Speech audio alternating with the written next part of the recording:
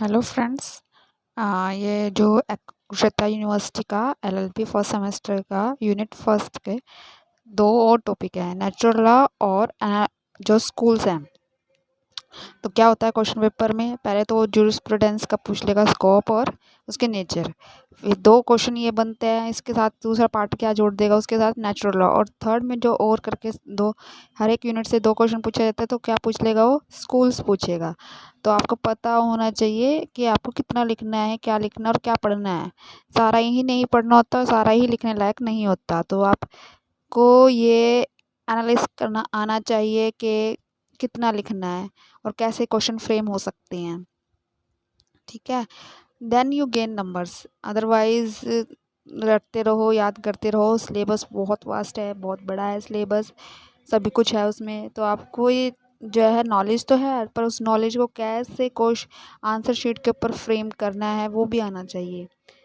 तो एक क्वेश्चन तो बनता है जूरिस्प्रूडेंस का, ठीक है, और उसके स्कोप हो गया, डेफिनेशन हो गया। दूसरा क्वेश्चन बनता है ये उसी के साथ और के सेकंड पार्ट में पूछ लेता है, नेचुरल लॉ। ये दो पार्ट करके आता है। और में जाते हैं, या फिर आप स्कूल्स कर दो, ऑस्टिन का, कैल्सन का या हार्ट का। ये तीन में वो ऑप्शन में पूछ लेते हैं। जैसे ऑस्टिन और कैल्सन पूछ लिया, या फिर कैल्सन या हार्ट या कैल्सन, ऐसे करके को एग्जामिनर पूछ लेते हैं। तो आप क्वेश्चन वाइज सिलेबस को कवर करना स्टार्ट कीजिए कि कैसे क्वेश्चन फ्रेम होते हैं। आपको नंबर गेन करने में कोई डिफ़िकल्टी नहीं होगी। अदरवाइज़ फर्स्ट सेमेस्टर में एलएलबी में पता ही नहीं चलता कि पेपर कैसे लिखना है। कि कुरुक्षेत्र यूनिवर्सिटीज़ के जो कॉलेज हैं, जो टीचर जो पढ़ा, मतलब इस चीज़ पर बहुत कम ध्यान देते हैं।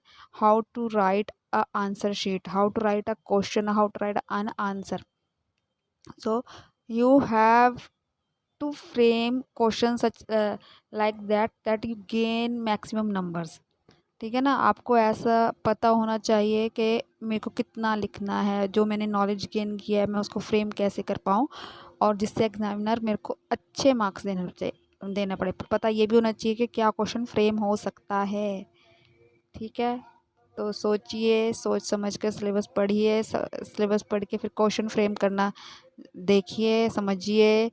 ठीक है ना, फ्रेम करना आना चाहिए कि इस तरह का क्वेश्चन आ सकता है। तो बहुत इजी है एलएलबी में पास होना, री आ ही नहीं सकती अगर आप क्वेश्चन फ्रेम करना जान जाओगे कि एग्जामिनर क्या क्वेश्चन पूछ सकता है, कैसे क्वेश्चन पूछ सकता है। बहुत इजी हो जाएगा आपको पेपर लिखना।